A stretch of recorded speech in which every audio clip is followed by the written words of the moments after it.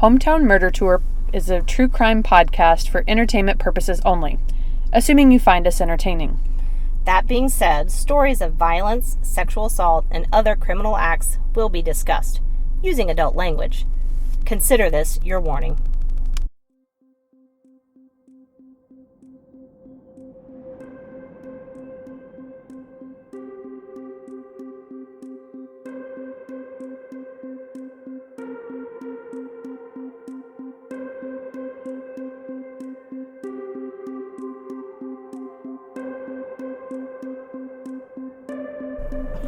All right.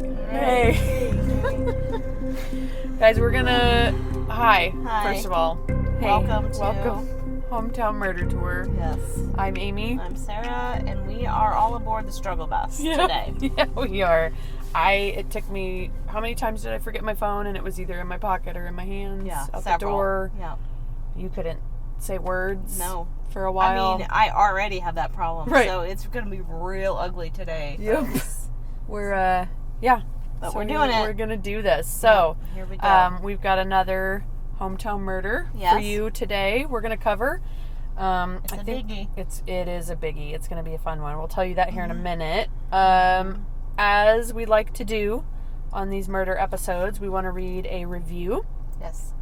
So we're going to do that. And then we've got a little bit of info to give you before we kind of start. This is an iTunes review. Again. It's from Railroad Wife 1012 or 1012. I'm not sure how she'd prefer us to say that, but Railroad Wife. Hey. We'll say it how we want to say it. Railroad Wife. Oh my God. I need to ask my mom if at one point in my childhood I'd have speech therapy because I feel like there are some issues that need to be addressed. Guys, it's going to be bad. All right, here we go. Okay. It's going to be great is what it is. Sorry. Railroad Wife 1080p, whatever, 1012. Here we go. Hi, Railroad Wife. Here's your review. It says, love this podcast. This is my absolute favorite true crime podcast right now.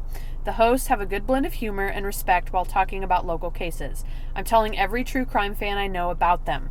I'm a bored 40-ish-year-old Missouri housewife that's slightly true crime obsessed, so yeah, I'm kind of an expert. Kissy face emoji. Not only are these ladies great to listen to, but I kind of want them to be my best friends. I'm not a stalker. I'm a groupie. Yeah. Isn't that awesome? We got a groupie. Woo woo. You can be a stalker too if you want. Yeah, I've always wanted a stalker. I know, right? That was awesome. That was a really good one. Much. It made my day. Glad. So, thank you, Railroad Wife. And if you would like to leave us a review, that'd be great. We do have a couple reviews on Podbean that we'll read in the future. But yeah, on wherever you can leave us a review on Twitter if you want. But tell us what you think. We'll give you a shout out. And yeah. Okay. There we go. Cool.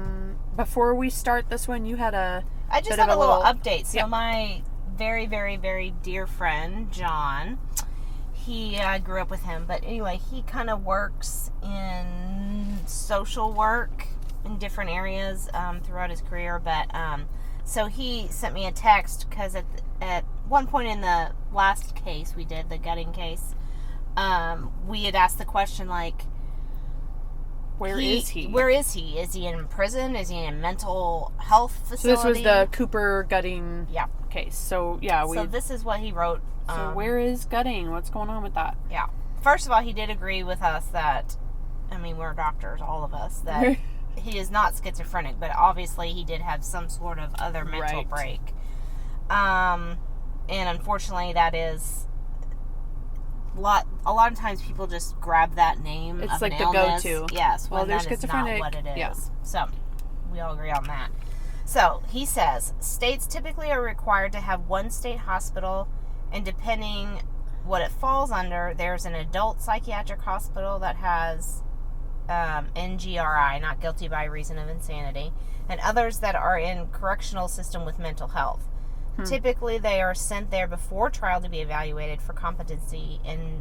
Which he was. Right. And they provide groups for patients to achieve competency. sometimes beyond rehabilitation, and thus they stay in the hospital. They are in locked units and identified as forensics, quote unquote, whereas civil patients, those that are not safe to live in the community, are in separate locked units. This is the hospital and demographic that he works with. Okay.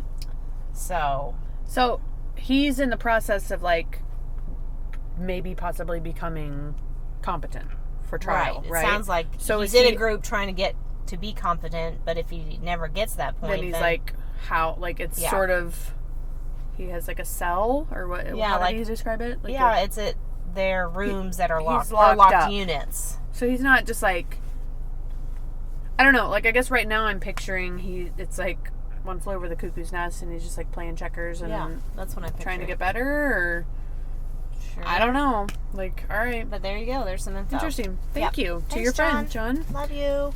All right. Okay, what else is on our I think list? that's Are we it. We're ready? just going to start driving. Do we want to say what we're doing? Okay, Guys, this everyone. is a good one. It's a good one. This is a really good one. Probably heard of it if you do true crime at all. Because it was national, bitches. Oh, this was a biggie. Big one. Another one we got a 2020 episode from this. I think, remember People Magazine did like a huge ass spread on it. Yep.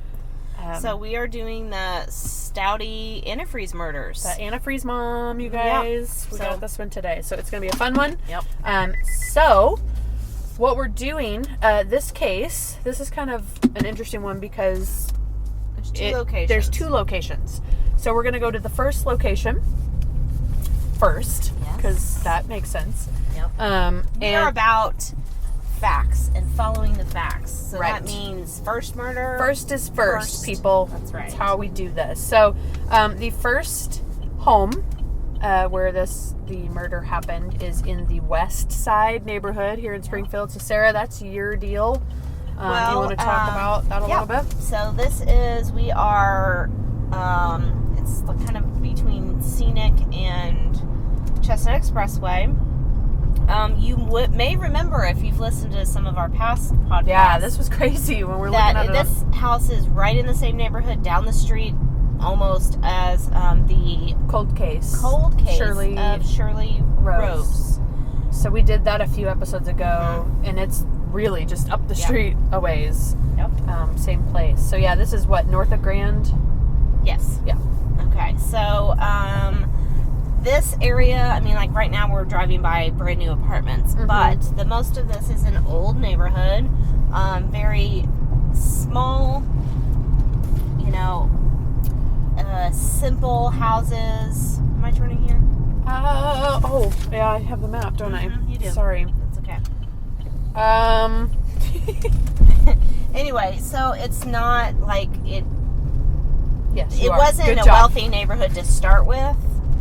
Even back in the day, probably in the 60s and 70s when these were built. But turn left at the next left. Okay.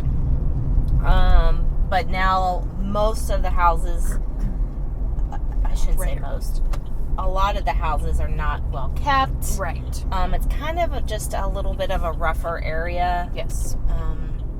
Than, your normal, I guess, middle class area. This road is real narrow, so yeah, it is. We're gonna get up in there. Turn in there. Got it. So we are driving down. There's a retirement community or hospital. No, what do you call those? Nursing and rehab. That's it. Nursing home. Right here, but Lombard. We just passed Lombard because that's where Shirley Rose. Why do I want to call her Shirley Joe? Is that something else? No. Okay. Right here. Turn right. Turn right here? Okay. And it's right here. Okay. On the corner. This one? Yeah. Oh. Tiny. Okay, it is on the corner lot. They did do it correctly. So I have this pet peeve about houses that are built on a corner. People, put the garage on the side of the house. Don't put them on the front. You're on a corner lot. That's what the corner's for. Okay, sorry. But they did do that on this one. But it's just a white-sided house. But she digresses. I do. That was, tiny house. Tiny. It was like 930 square feet or something like that. Little siding. Tiny. Typical. But the rest of the houses on the street, kind of not too bad. I mean, it's not horrible. Mm-hmm. They're definitely small. There's a few here and there that are a little sketch. Need some work, but for the most part, real nice. Yeah. Look. Across the street, the little. Yeah. This one looks terrifying. Yeah. Pretty sure if there hasn't already been, there's going to be a murder in there. Yeah. So we'll keep that on our radar. I'll go ahead and mark that one. Yeah. But anyway, so it's probably just a mix of. I would say there's a bunch of old people that live on the street that have lived here forever. Forever. Yep. And then the neighborhood's kind of maybe gone down around them a little bit. And so kind of in between, there's the Boys and Girls Club that's close by, some more industrial type businesses. So anyway, that's kind of the West Side neighborhood. Side. So that is where our first murder takes place. And I think you want to go park? Yeah, let's park down here. Yeah, there is the Borough Behavioral Health place right there too. Let's park there with our recording equipment. That's fine. It'll be fine. Totally fine. They won't immediately. So what we want to do is we want to park somewhere in this neighborhood and kind of talk about the first murder that happened in this. Right. Sorry. That happened in this area, because then we've got to kind of jump across here town. Yeah, little park. Yeah. Perfect. It's like they knew we were going to do this. Yep. So yeah, I guess we don't even have to really stop. Nope. We just got to park the car and keep on rolling, and let's do this. And all right. Get our belts off, lock the doors, and let's do this. You want to do the Yes. I will start with the obituary. Let me set this down. Okay. So the our victim's name was Mark Allen Stouty. That is spelled Staudte. Yes. So kind of a strange spelling, but it's pronounced Stouty. So he was 61. He passed away Sunday, April 8th, 2012. That actually happened to be Easter Sunday. He was born April 7th, 1951 in St. Louis. He graduated from St. John's College in Winfield, Kansas, where he met his wife, Diane, and they were married December 28th, 1985. Mark loved to play music. And then the rest is just basically he was preceded in death, so I'm not going to name everybody there. There was a memorial service held at Redeemer Lutheran Church. We'll hear more about that. There was no visitation, and that's about it. It was pretty cut and dry. Yeah. Do we want to talk about the victims maybe thing, or at do that at the the end? Yeah. I think so too. Okay.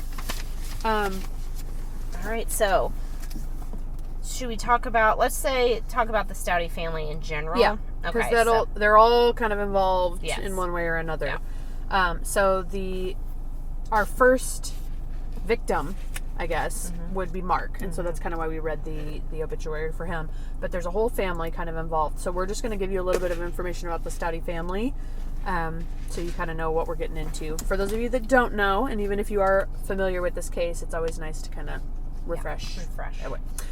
So Diane Stouty, the mother, she was a nurse and an organist at Redeemer Lutheran Church. So where that memorial was held, she was very active in the church there a lot. Did I read that she like played the organ there for like 30 years or something? Yeah, I mean she was a long time. Yeah. Very active in the church. Everybody kind of knew her. She was huge at the Lutheran Church. I don't know if the rest of the family went very much. Didn't seem that way. But that's kind of her deal. Mark, the dad, whose obituary we just read, he was a lead singer of a blues band, and would sometimes bartend to make extra money, but didn't really have kind of didn't seem like a set, like he kind of more like the home, stay at home. They mentioned he kind of stayed home with the kids a lot, but so Diane was the primary breadwinner of the family. So that's the mom and dad. They had 4 children. Sean was the oldest. At some point in our research, the mother, Diane, had said that he had a form of autism, but it wasn't reported. Reported. Sarah, a daughter, Rachel, a daughter, and Brianna, the youngest daughter. So 4 children.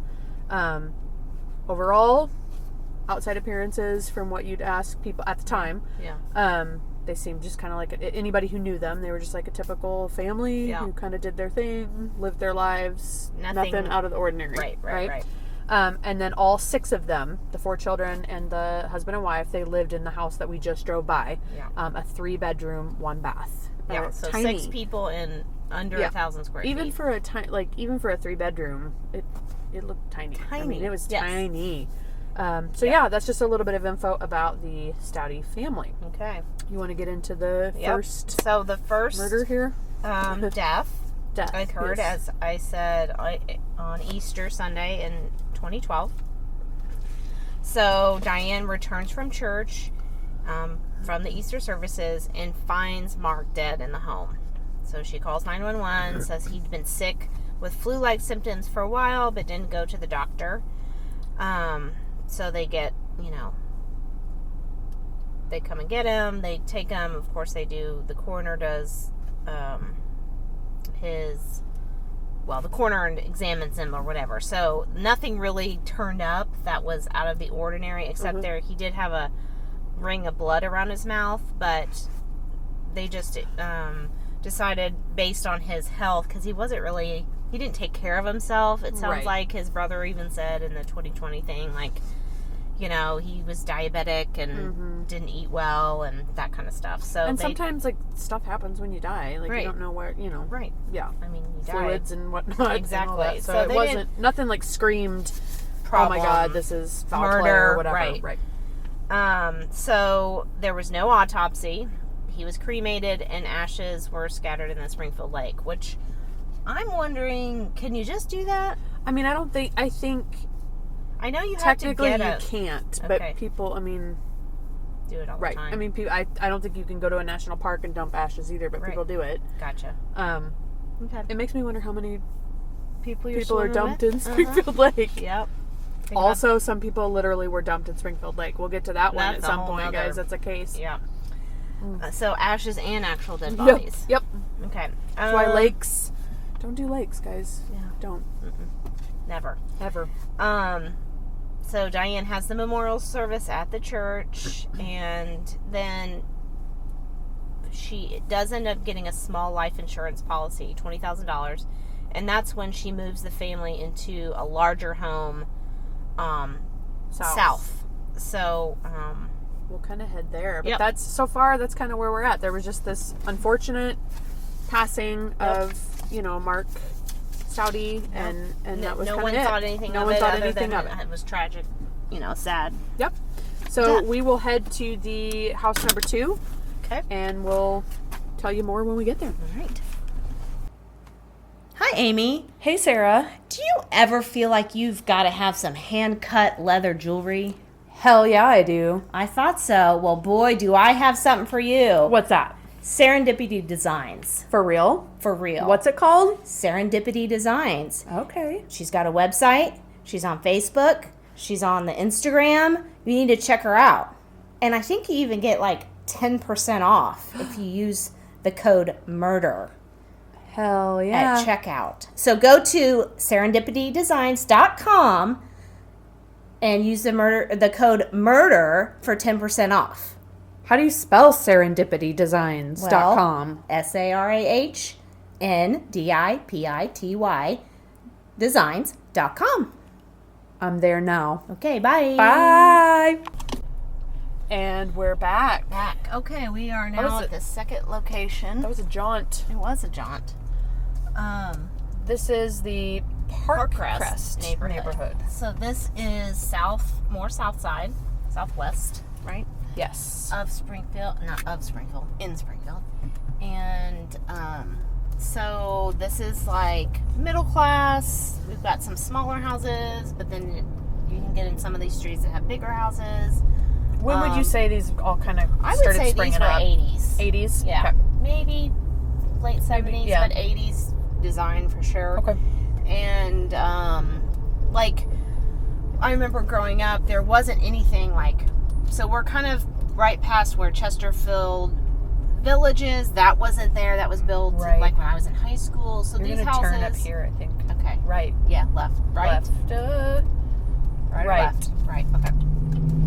So all of these people would go to like Kickapoo High School, and they're well-maintained homes. They're not necessarily huge, but nicely middle class.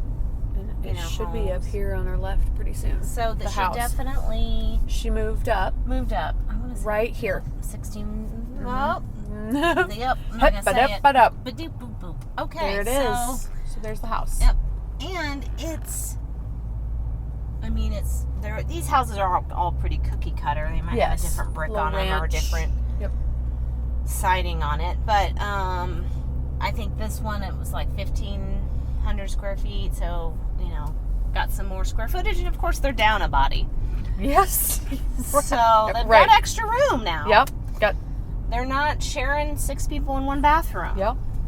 Which, can we blame her? One bathroom. One bathroom. Jeez, no wonder. No wonder. Who wouldn't? So, all right. actually, remind me to tell you who I think lives right here on the street. Got it. Okay. Someone we just talked about off air. Oh, okay. Yeah. Okay. So anyway, that was the neighborhood. So that was a house. Definitely a move up. It was definitely a move up. Nicer home, nicer area, bigger home. Yep. So the studies are moving on up. Moving on up to the south side. Yeah, southwest. Southwest side. Are we in a cul-de-sac? Yep. Mm-hmm. We're getting out of here? Are we maybe. lost? That's one of the things about these neighborhoods, they've got cul-de-sacs, and then you get lost. Hey, there looks like there's a party here. Let's just maybe have some food. Cook out. Hey guys. Hey. Hometown Raider Tour. We're here. Tell us what you know. Okay, I know where we are now. So we are going to find a spot in the Park Crest area. Finish out these to finish this. murders. Should I go back to that church? Yeah, can we do that? I don't see why not. Let's do it. Okay, we're going to do it. So there is a church, I forgot the name, but nearby, really close. Yep. And so we're just going to maybe park there. This is a different church. Maybe we'll park it. There's 2 churches, people. Hey, it's Springfield. It is Springfield. There's church on every corner. Okay, let's do this. Right here? Yeah. Okay. Yes. All right. Cool. All right. All right. Perfect. Parking, locking the door. Getting set up here. All right. And notes. Get our notes out. So, I am going to set this recorder down. I'm going to move my Sonic. Oh, we forgot to say we went to Sonic. Sonic. We got our drinks from Sonic. What'd you get? Actually went to a place we forgot wasn't to Sonic. Yep. Because this is how we started today. We forgot that wasn't a Sonic anymore. And then we had to go to a different Sonic. So, but we got our limeades. Diet cherry limeade. You got a strawberry limeade. Yep. We're all set. All set. So here Okay. we go.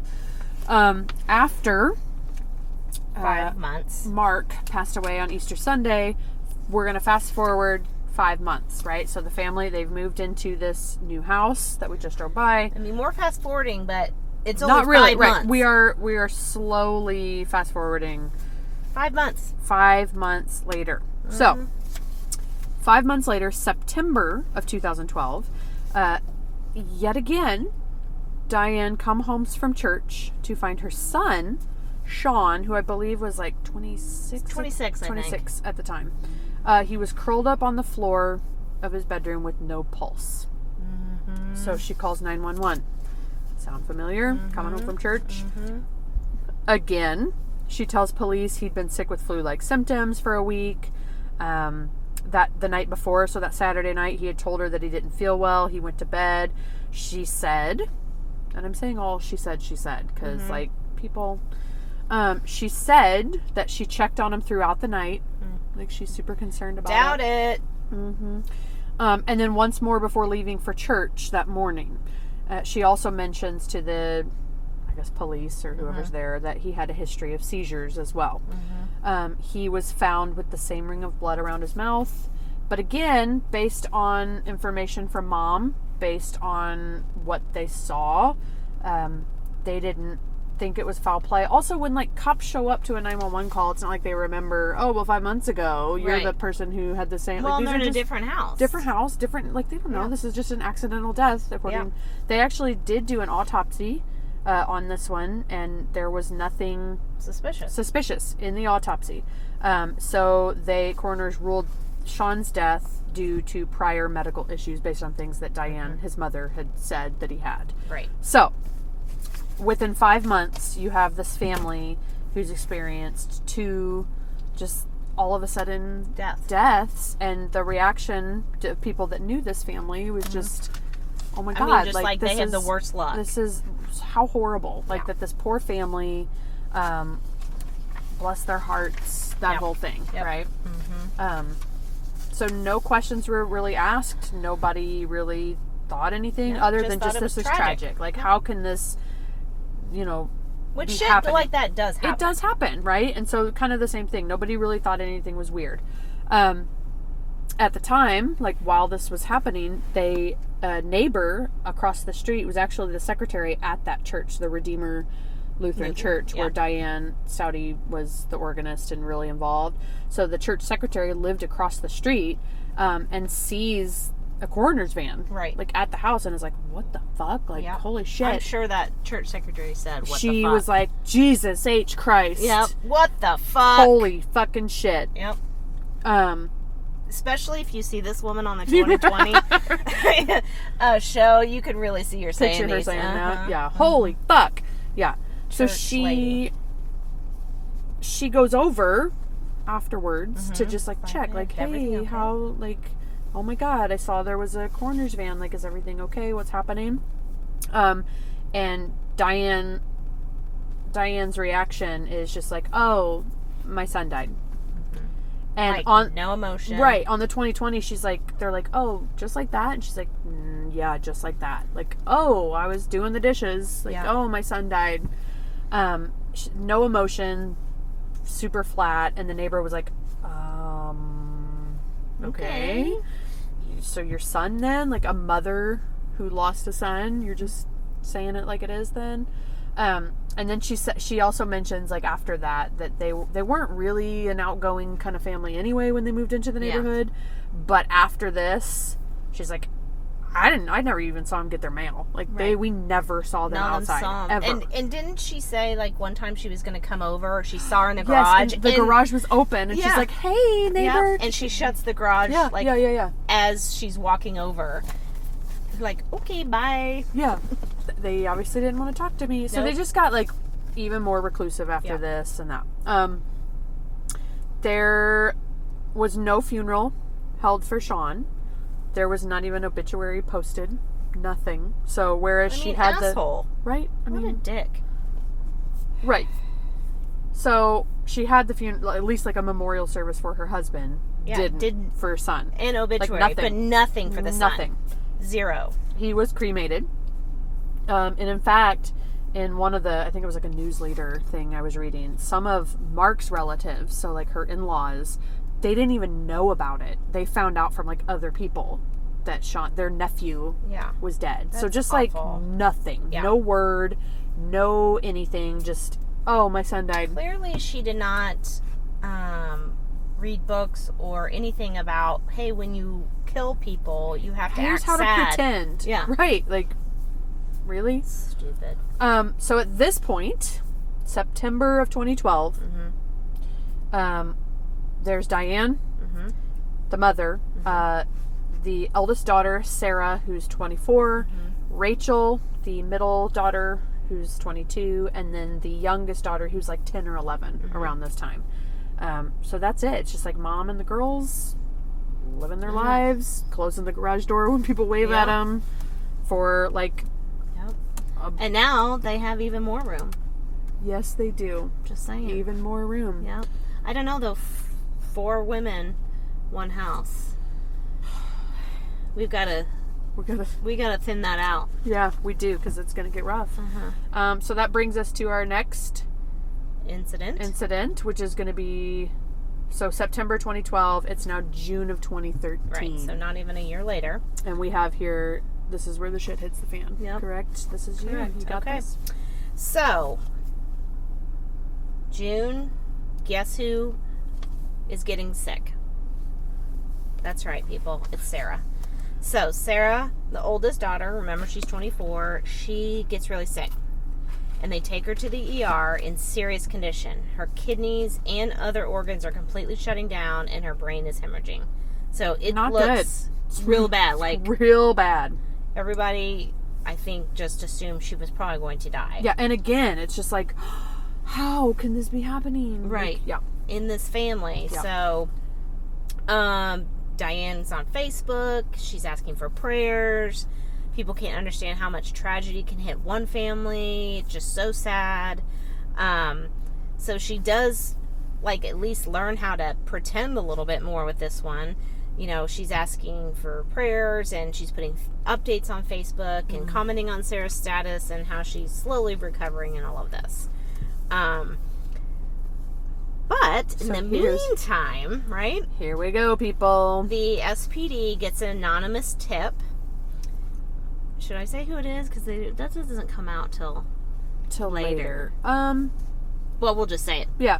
It's her pastor. Okay, people? At the time, they didn't know. Right. Like, no one knew. It was just an anonymous tip. Right. But we've known now. We know, yes. It was the pastor at Redeemer Lutheran Church who called this bitch calls in. the police with a tip saying that he's concerned that there's Yep. Mm-hmm.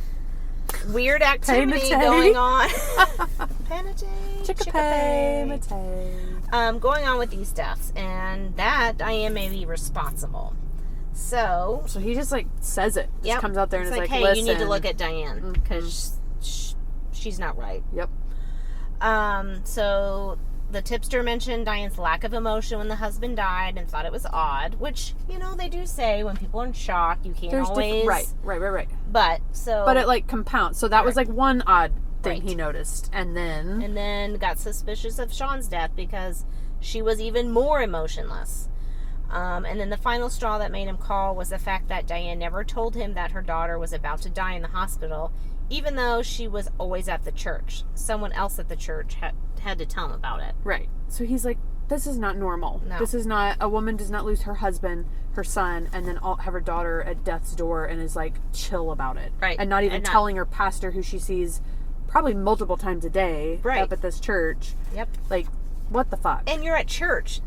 Churchy people ask for prayers all the time. And like, let's pray for about my daughter who's going to die. Yeah. Like, this, right. And he's just like, she doesn't even know how to church right. She can't church. She can't pretend to grieve. Mm-mm. Like, she's a robot. Yeah. Actually, I take that back. Robots are programmed to know how to church. Right. So, all right. So, after all the tips and everything, the detective starts to investigate. The death reports are so similar with the Mark and the son, Sean. And so he starts kind of connecting the dots a bit. He goes to the hospital and speaks to the doctor, who also says he has some suspicions about what's happening to Sarah. Because the mom made some comment to the nurse that her illness was not going to ruin her vacation she had planned. Damn. Did you hear that? No, I missed that. So she said, like, I guess she had this trip to Florida coming up. And she's like, I'm not going to let her illness ruin my trip to Florida. What the fuck? Yep.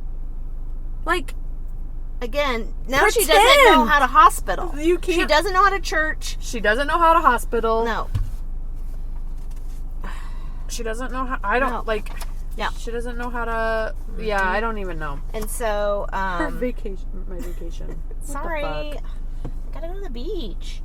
So anyway, doctor's suspicious. The nursing staff's suspicious. Everybody's just like, this bitch. Yeah. Doesn't know how to be. Yep. So. And so at that point, she is called in for questioning. Oh, Here we go, people. Can we turn the air down a bit? It's a little. Are you hot or cold? No, cold. Okay. Yeah.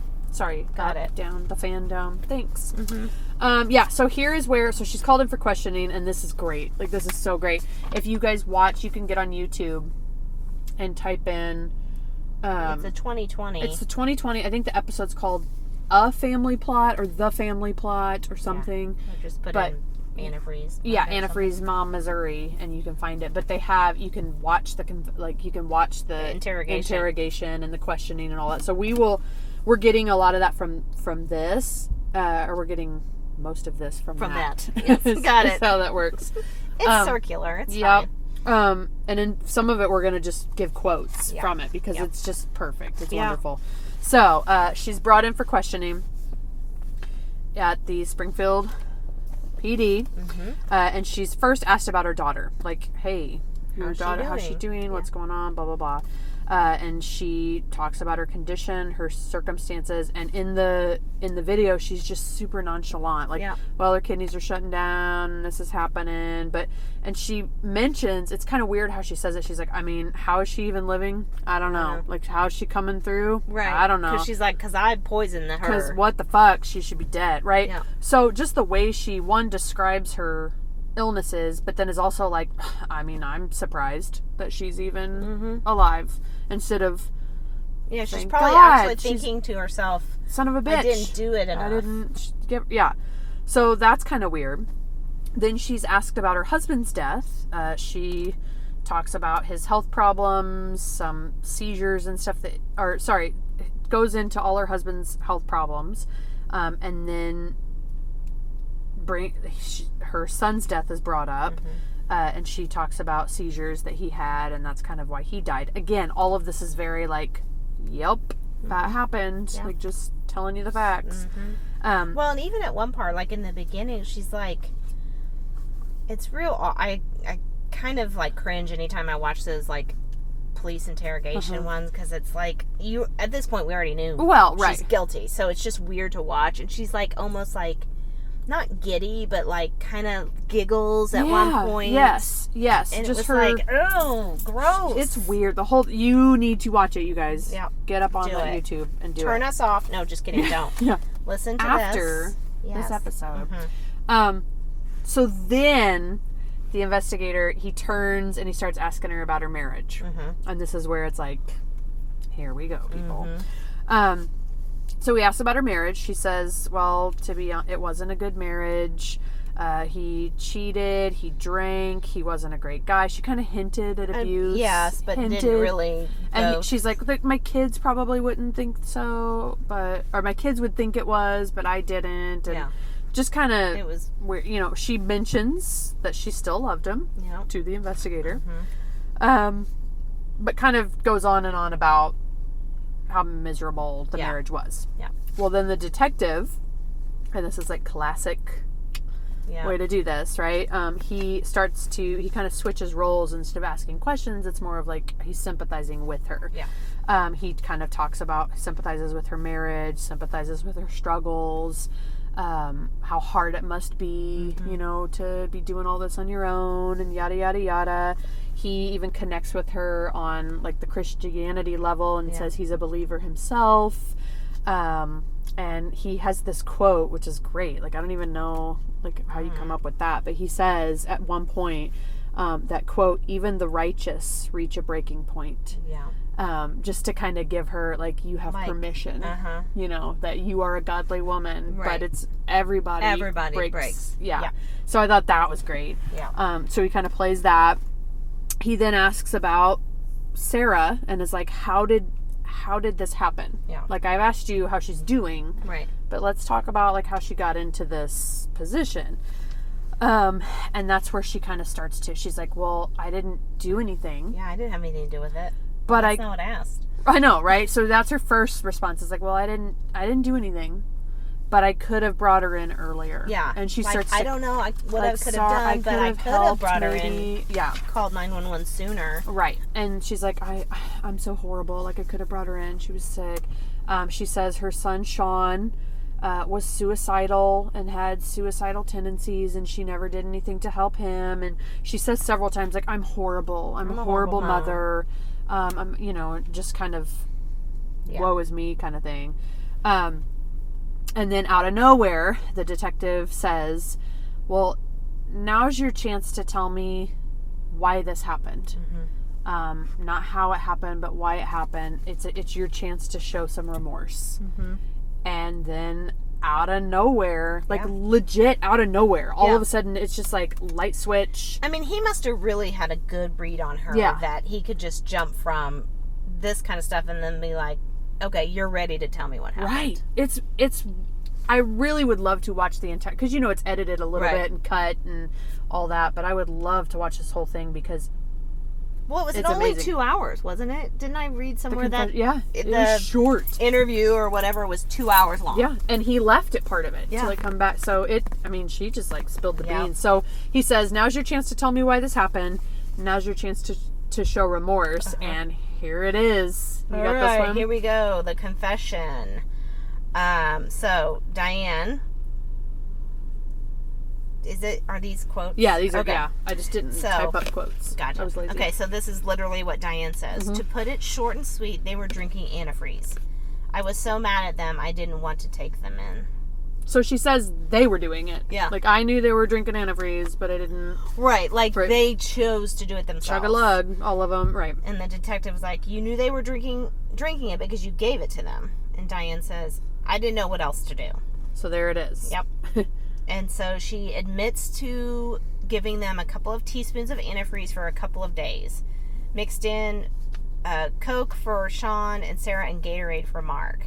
So does it really take a couple days? That's what my question was. Like, a couple of teaspoons, is it that poisonous? I don't know. Well, I guess if you did too much, it would be obvious. Too obvious. But if you I just feel like do it would be like over a longer period of time. But I guess not. I mean, I don't know. Well, she also, we can't trust what she's saying. True. It could have been.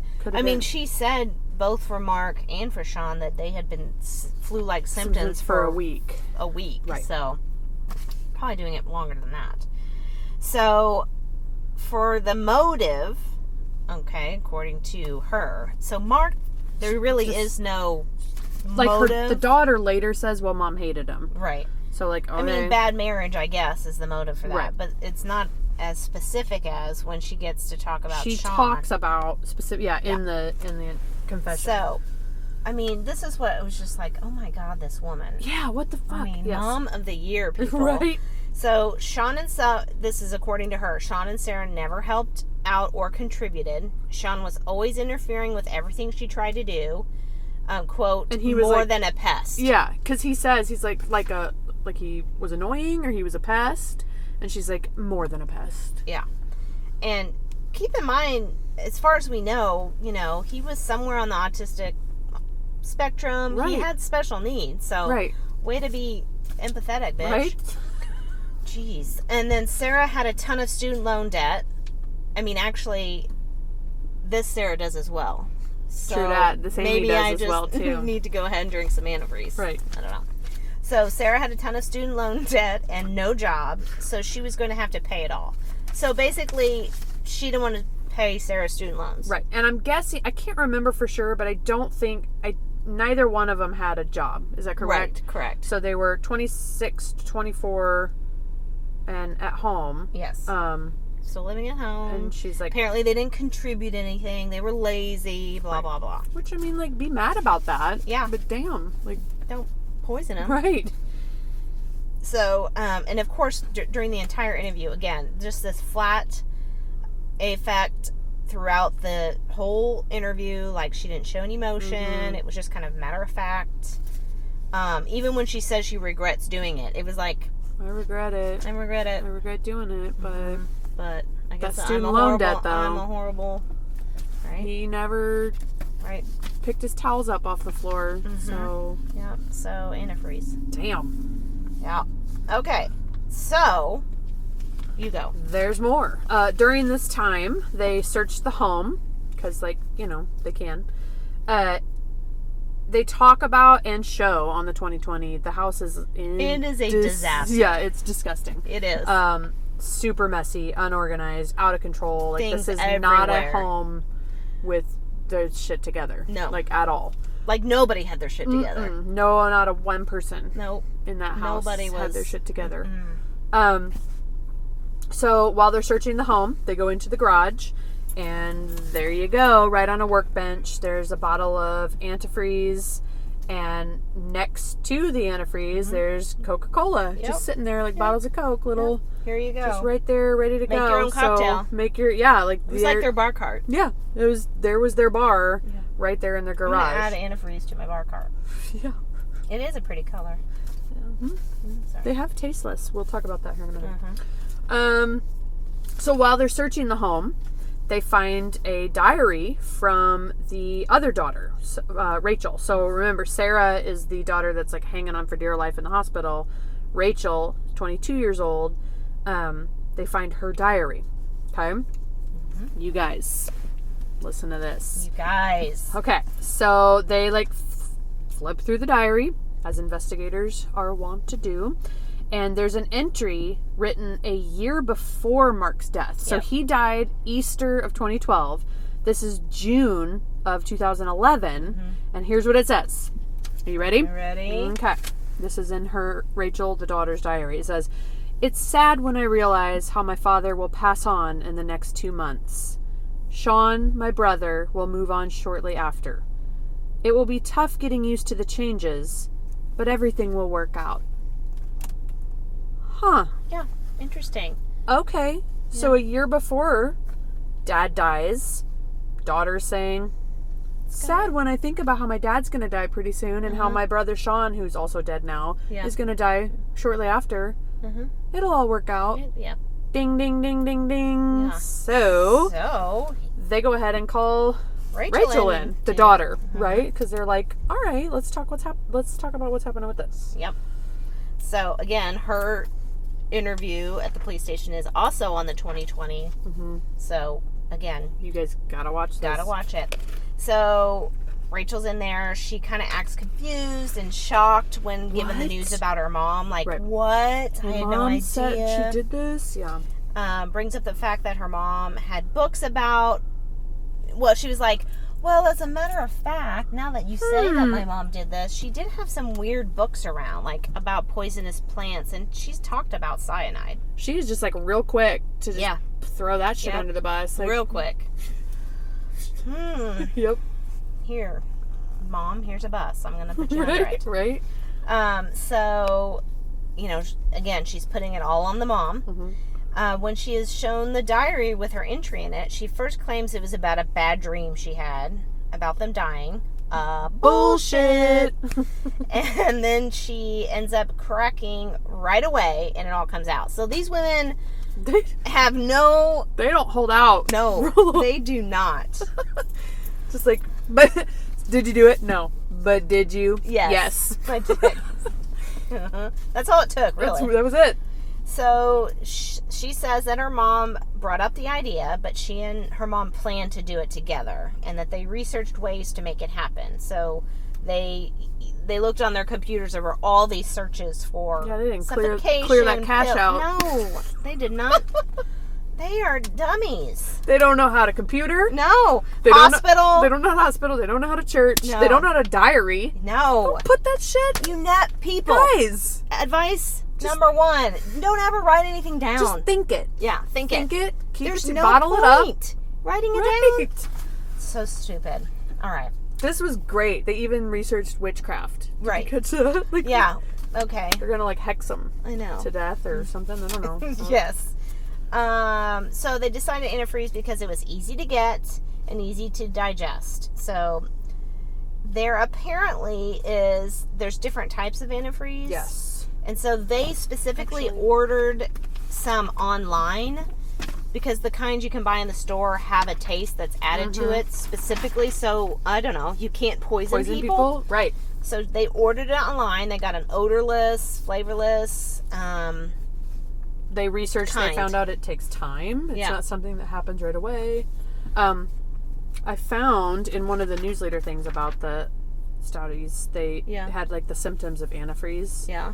Thought it was kind of interesting. You want to hear it? Yes, please. Just, hey, like a, what's it, PSA? PSA? Just if you notice this. So this was from a newsletter article. It says, within the first 12 hours of ingestion, a person who's been poisoned, accidentally or not, they might act drunk.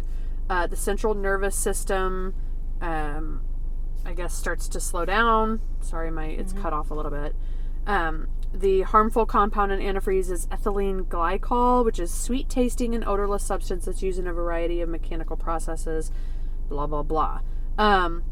It says a Springfield pharmacist was quoted here saying that antifreeze poisoning mimics the symptoms of numerous other more common health issues. Autopsies generally don't test antifreeze poisoning because it's so rare, and so it's one of those things that unless you're specifically looking for it, right, which you would never find it. Yeah. So I know there was a lot of questions about how this shit could have gotten overlooked, but unless you're looking for it, but kind of ties into how she was able to blame it off on flu-like symptoms and other health issues because it does mimic that. Yep. Yeah.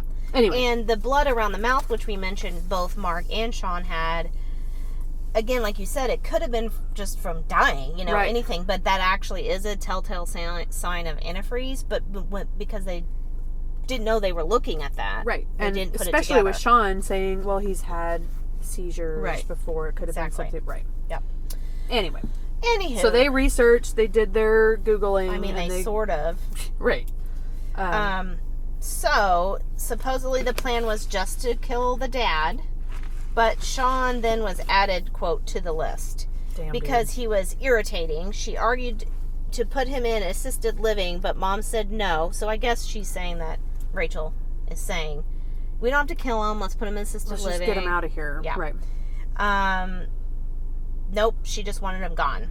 And so Diane was very adamant about killing Sarah because she was a burden and, quote, needed taken care of. Can you imagine, children. Yep. These are your children. Mm-hmm. Mom, I know he's bothering you so much that you want to kill him. How about we just get him out of the house? Nope. Mm-hmm. I need him gone. Gone. Mom, the daughter, I got to get rid of her. She's a burden. Yep. And what the fuck? And I just don't understand how she... So, it talks about how close the mom and Rachel were, that she was her favorite and all of that. I hope I'm not jumping ahead. In fact, we can talk about that now. But still, I mean, why would you go along with that? Right? Obviously, Rachel's not playing with a full deck. Something, but there were a lot of reports. Mom just doted on Rachel and constantly talked about how wonderful she was. She was so smart. Look at how great she is. And on her Facebook, she never said anything about her husband. She never said anything about her son or Sarah. Nope. Just everything. It was all just Rachel, Rachel, Rachel. Mm-hmm. Somebody, I can't remember, it was on something, maybe a blog when I was trying to look some stuff up, but when Sarah graduated from college, there was one post that was good job, Sarah. Mm-hmm. When Rachel was about to graduate, it was, to my darling Rachel, here's a giant speech that I've typed up for blah, blah, blah. She played the organ in church. Rachel would play the flute sometimes with her. And it was just clearly, obviously creepy and very much her favorite. Yep. Again, she doesn't know how to kid either. No, so many things she doesn't know how to do. Okay, so anyway, the investigators, asked why she bothered to even take her sister to the ER. This was so fucked up. So if you guys wanted to get rid of her so much, if you hate her so much, why didn't you just let her die like the rest of the family? Yep. This was fucked up. You ready for this, people? This is a quote. I didn't want another one to die in the house. Houses are nasty after someone dies. That's what she says. She says that on the tape. It's on. You can watch it. I didn't want another one to die in the house. It's nasty. Yep. Damn. Mm-hmm. All right. Okay. I mean, I just want to see. You cannot see the investigator's face. You just see the back of his head in the tape. Can you imagine? How did he not go what? Eyebrows. What? How did you not I'm sorry, what? Damn, dude. Yeah. Yeah. Mm-hmm. So then she says that the sister Brianna was next. Who's mind you, 11? 11 at this point. Yeah. She was next because she was also a burden and couldn't be taken care of. I mean, here's what's funny. The brother, not funny. The brother's 26. Sarah is 24-ish. 24. She already did the hard part of raising these people. Right. So this is like kid number 4. Like, you got this. Yeah. What burden? Right. So then, guys, to sum it all up, I mean, people. I gasped. Yeah. I think when I heard this. I didn't watch the 2020 when it was out and huge. I remember people made a big deal, but I was like, I didn't get around to it. Whatever. Yeah. Oh my God, this made me gasp. So they searched her purse and they found a poem written on a small folded piece of paper. So this is a poem that she's carrying with her. Yep. As a memento. Just has it. Mm-hmm. All right, read it, please. Go. This is so fucked up. Once upon a time, there were 6. Now there are 3. Only quiet ones are left. My mom, my little sister, and me. What the fuck? I mean, that's creepy, horror movie. Creepy. I wish we could edit and we could put creepy baby doll music yes. in the background. That is so fucked up. Just imagine it, because we can't do that. Only the quiet ones are left. Yeah. What? You guys. Absolutely not. So crazy. All right. So that's it, basically. Yeah, they confessed within 2 hours of being interviewed. Yep. So mother-daughter tag-teamed murdering. Would have murdered the entire family. Entire freaking family. Yep. That is so... And do you think the mom was pissed at Rachel for taking Sarah to the hospital? I bet you she was. Yeah. She's like, God damn it, that was not the plan. Yeah. I have vacation coming up. Yeah. Now I gotta post some shit on Facebook about Sarah, which I never do. Yeah. I gotta not pretend to be concerned. I don't know. Now I have to hospital and church. And mom. Yeah. In front of people. Yeah, she would have to be. It kind of ruined, I mean, that's when it all hit the fan. Yeah. Is when Sarah shows up. But it kind of makes sense, too, of when she's asked about her in the interrogation room, how she's just I don't know how she's alive. Right. I don't know, because I poisoned her ass. Crazy. This is so crazy. Yeah. So, yeah, that's exactly what this blows up. I mean, this is national news. People Magazine, 2020. Everybody's losing their shit over this because it's so fucked up. There's poisoning cases. Mm-hmm. There's always those cases the wife poisons the husband poisons, right? But to systematically, methodically, plot to kill your entire family with the help of one of your children who you're weirdly obsessed with, and vice versa. The whole thing is super weird and crazy, and right here in our own backyard, people. That's right. And damn. Here, I have another text from a good friend of mine that we both worked at the same school, and I don't think I was there when Rachel was there, but my friend was. And so I said, hey, what do you remember about Rachel? Okay. So this is what she said.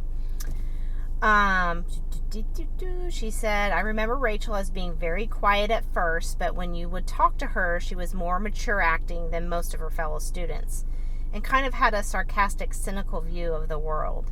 She was an avid reader, and then Sean was severely mentally ill and very difficult to deal with.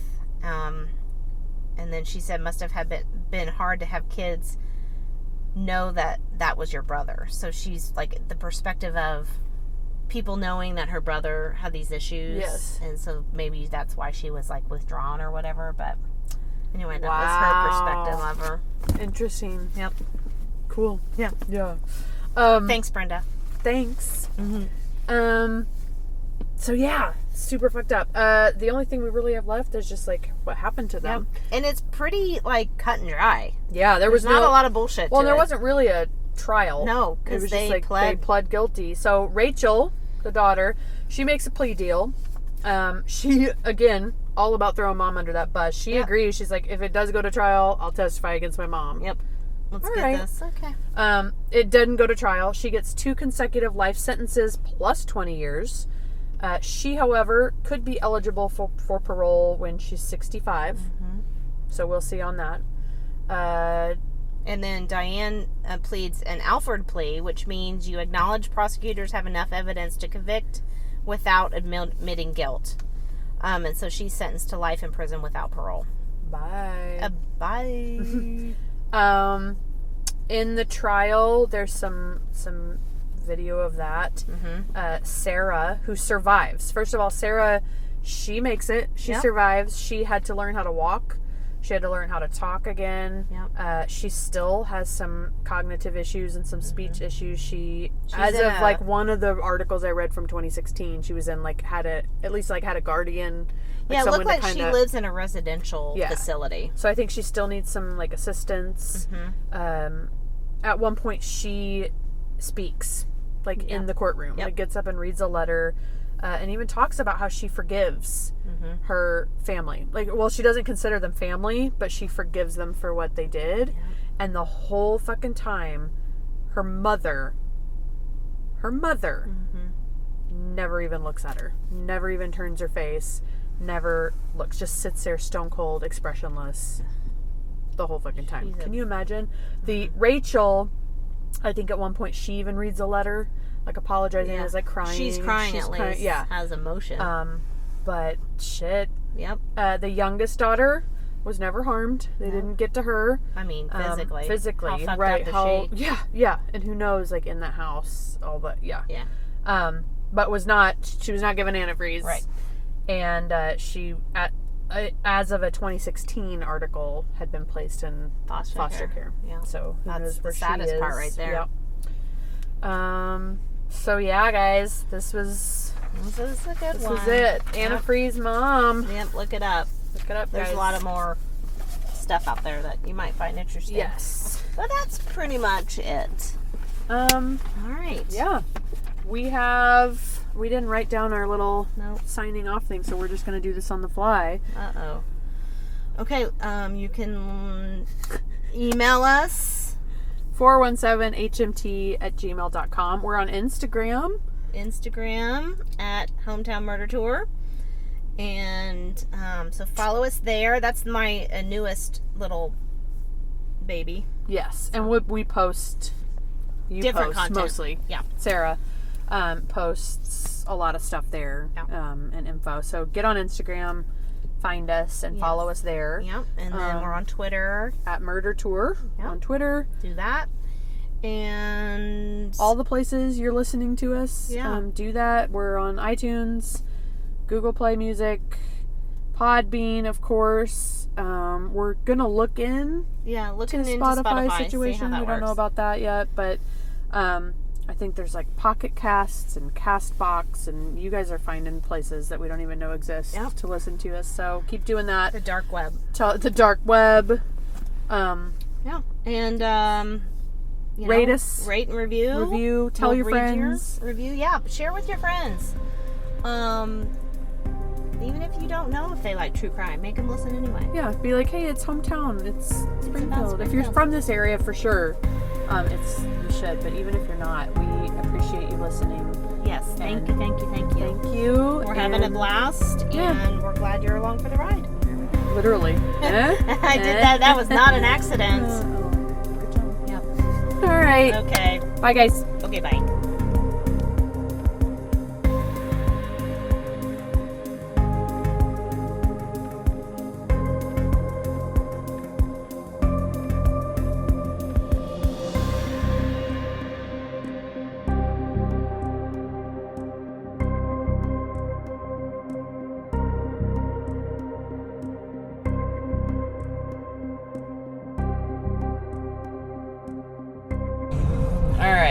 This is going to be a test. We're going to see what happens when you just gun this shit again. Okay, ready? We got music going in the background. Here little we go. Alice 95. Here we go. Should I cut off this car? Yeah, right in front of them. Okay, right now, and then we wreck. And let's see how that sounds. I do kind of want to hear. You want to hear how it sounds on a wreck? Yeah. I don't. I'm kidding. All right, so I'm going to talk while you just peel the fuck out on a residential how about street. that?